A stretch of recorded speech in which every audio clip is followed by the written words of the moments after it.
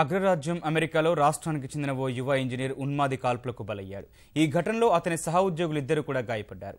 జాత్యహంకారంతోనే ఉన్మాది కాల్పులకు తెగబడినట్లు తెలుస్తోంది. దుండగుణ్ణి అక్కడి పోలీసులు అదుపులోకి తీసుకుని జైలుకు తరలించారు. ఈ ఘటనను తీవ్రంగా ఖండించిన విదేశాంగ శాఖ మంత్రి సుష్మా స్వరాజ్ మృతుని కుటుంబాన్ని అన్ని విధాలా సాయం అందిస్తామని హామీ ఇచ్చారు. మృతుడు శ్రీనివాస్ కూచిభొట్ల కుటుంబం శోకసంద్రంలో మునిగిపోయింది.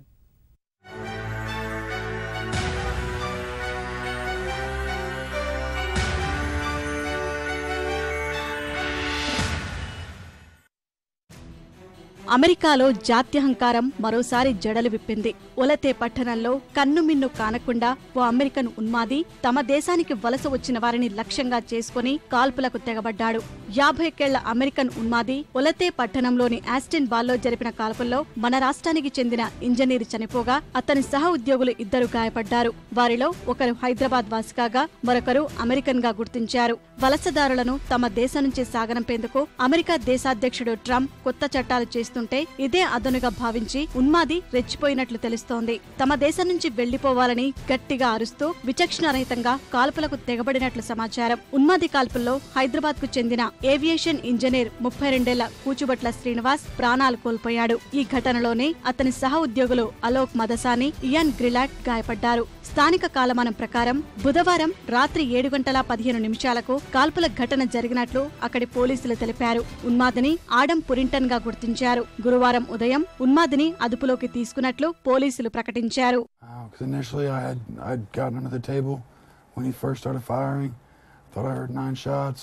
Expected his magazine to be empty, so I got up and proceeded to chase him down, and I got behind him and he turned around and fired around at me. I went through my hand and through my chest here, and then over to the left side of my chest. It was an amazing feeling. I've been hearing that about people call me a hero, and it's not about where he's from or his ethnicity. We're all humans.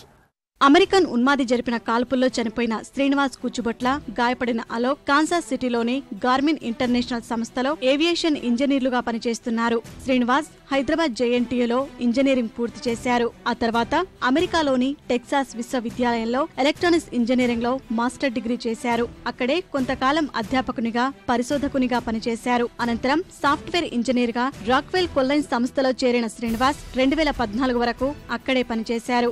Kansas సిటీలోని Garmin international లో aviation engineer గా చేరారు. కాల్పులో గాయపడిన అలోక్ మదసాని వాసవి కళాశాలలో engineering చదివారు. Kansas సిటీలోని Missouri విశ్వవిద్యాలయంలో master degree పూర్తి చేశారు. గార్మిన్ ఇంటర్నేషనల్ లో ఏవియేషన్ ప్రోగ్రామ్ కోఆర్డినేటర్ మేనేజర్ గా పనిచేస్తున్నారు. కాల్పుల ఘటనపై గార్మిన్ ఇంటర్నేషనల్ తీవ్ర దిగ్భ్రాంతి వ్యక్తం చేసింది. ఈ విషయాన్ని ఈమెయిల్ ద్వారా తమ ఉద్యోగులకు తెలిపింది.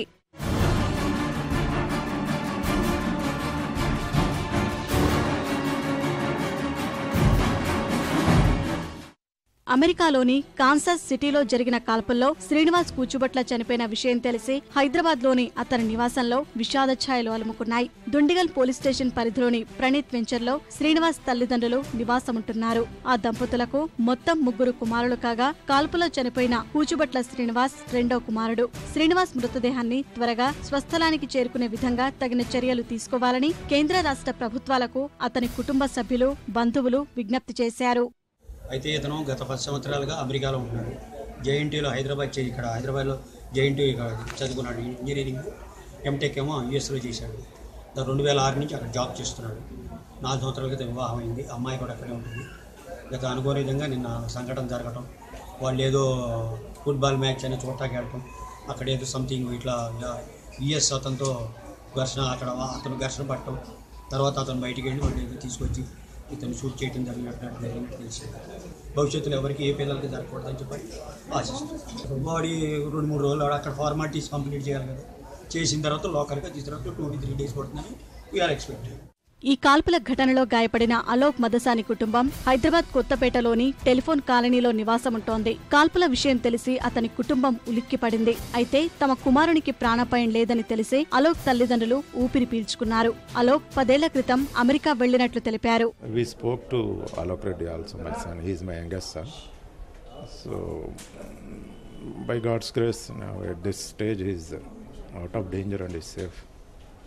But somehow I want to convey my condolences to his friend Srinivas, who was killed in this incident.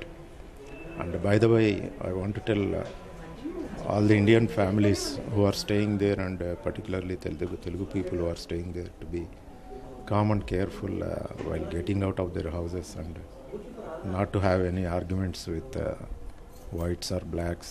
And I wish all the Indians should be safe there in their future, and I don't want this type of incidents to be happen. I request the government of India and also government of Telangana also. Kansas కాల్పుల సమాచారం అందుకున్న వెంటనే అమెరికాలోని భారత దౌత్య కార్యాలయం అధికారులు ఇద్దరు హూస్టన్ నుంచి ఘటనా స్థలానికి వెళ్లారు.